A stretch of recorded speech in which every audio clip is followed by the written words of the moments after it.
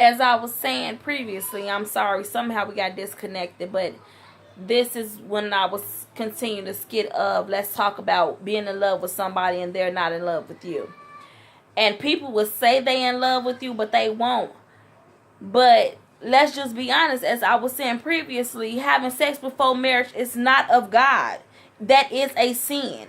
So how can we enter things as a sin and expect it to go right? But like I said, I'm not being funny, but this is something I had a problem with, because I'm sitting here like, premarital sex, I don't know if I could promise that to be celibate, because if I marry this man, he proposed, and that D game is weak, we going to get an annulment. We going right back to divorce, whatever you want to call it. I'll pay it, chop it up as a loss, because I ain't marrying no man that don't know how to sex me right, guy.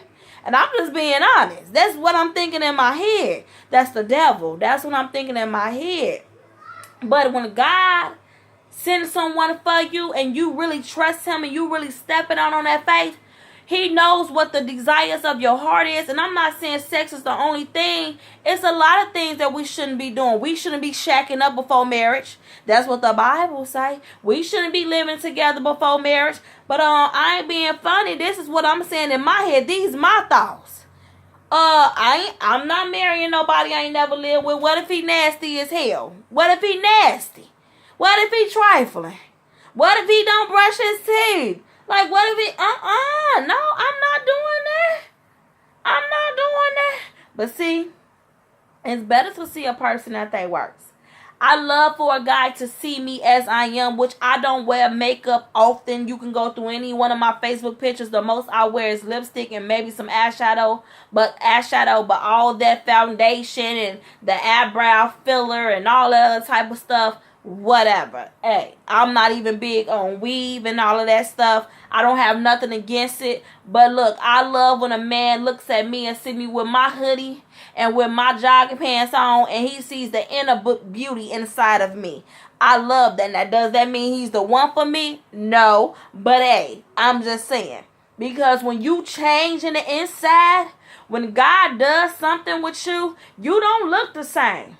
You don't walk the same. You don't talk the same. And them same niggas, if you ever notice when God doing something in your life, the same guys don't even approach you the same way. Because one minute, look, before that anointing hit you, them niggas walking up to you talking about, hey, ma. And the first thing you didn't come out my private part. I'm not your mom. What up, shorty? What's up, this and that? Yeah, I'm 5'2" in the hair, but I ain't your shorty, though. I'm not your shorty. But then when you notice that God started doing stuff for you, it started changing. The guys and the different caliber of guys, the guy's pants sagging down to his knees, you see his dirty drawers that he done had on for 7-8 days, and you wondering why he want to sag. But then the guys start changing. It's men that start coming to you. It's men that start approaching you. It's, hello, how are you, sweetheart? Man, you look very beautiful today. I'm not trying to be rude. I'm not trying to come off like every other man. Would it be nice if I get your number? And if I can't get your number, I believe in my heart that it'll be another time I see you again and get your number. First, are you with somebody? Are you the change in men changes.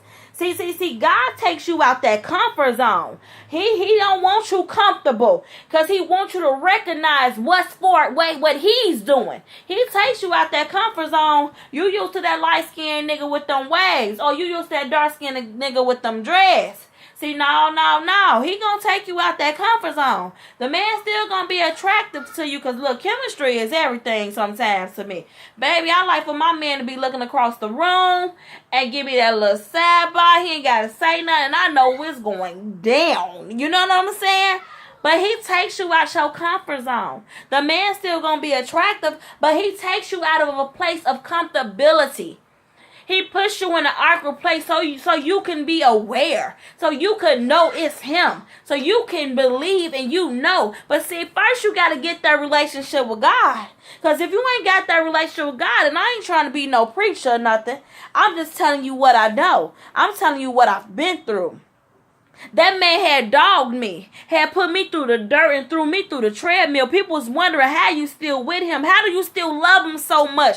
How you ain't cursing him out every chance you get, Equasia? How come you're not? Because that love that God put inside me wouldn't allow me to.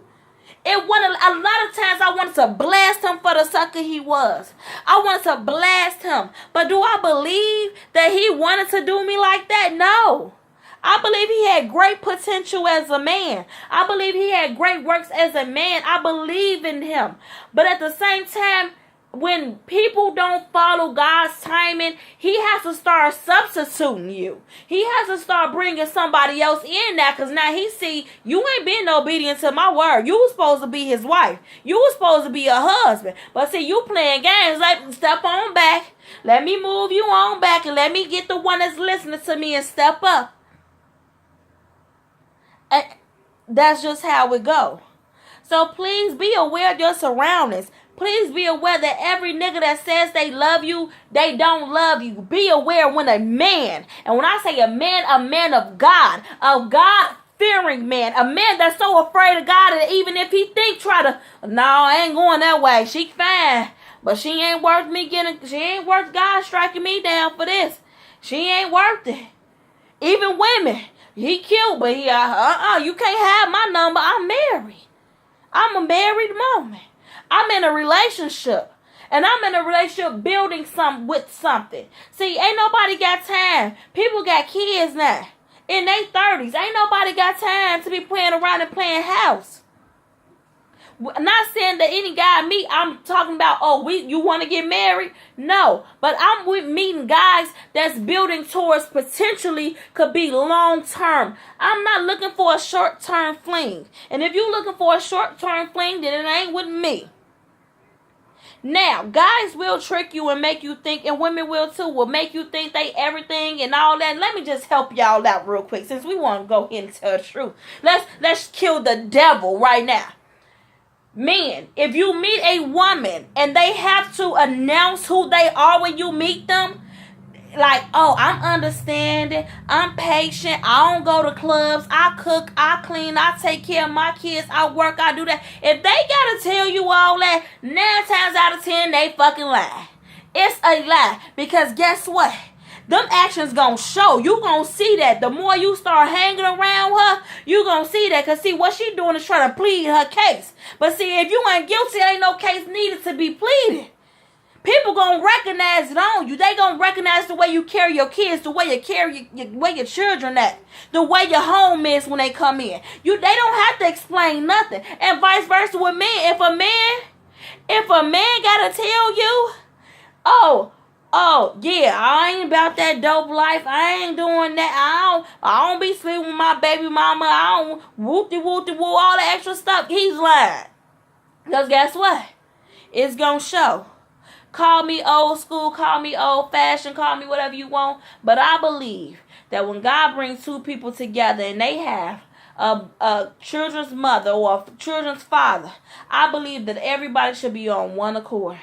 That we should all be able to sit in a room and celebrate our children together. It shouldn't be no beef. It shouldn't be no intimidation. It shouldn't be no hate. It shouldn't no back talk. It shouldn't be nothing. Because guess what? We are our children's future. And if we give our children a chance, they're gonna grow up and they're gonna recognize what love is. Just because it didn't work out between mommy and daddy, but mommy and daddy still get along. But mommy still found happiness. Daddy still found happiness. It's about order, people. It's about including God. It's about making them steps to be where you want to be in life. Don't give in. Don't be too paranoid. Don't be too naive. Stay in the middle of a balance. And I'm telling you not what I heard. I'm not telling you what I've seen. I'm telling you what I felt in my heart and what I know. And now that I trust him, I may be lonely, but I'm not alone. And it's a difference. I may feel lonely sometimes, but I have no problem with being alone. And that's okay with me. I'm perfectly fine with that. because I know that I'm really not alone. I know that God is my companionship right now. And I know that He's working on a man for me. And I know that He's working on me for a man. And I see a happily ever after. I see me being the best wife, and I see him being the best husband, and I see him being led by Christ, by God. I see him being led. I see us being led into a place of abundance and blessing. So, ladies, men, don't give up hope.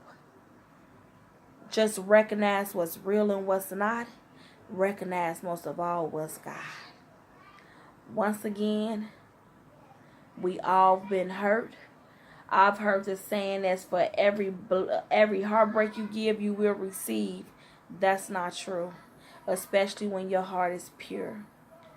So once again, this is Quay, and we just talked about being in love with people that's not in love with you and not treating you right. So I wish nothing but blessings, abundance, and love in the midst of the atmosphere at all times. This Quay, I holla.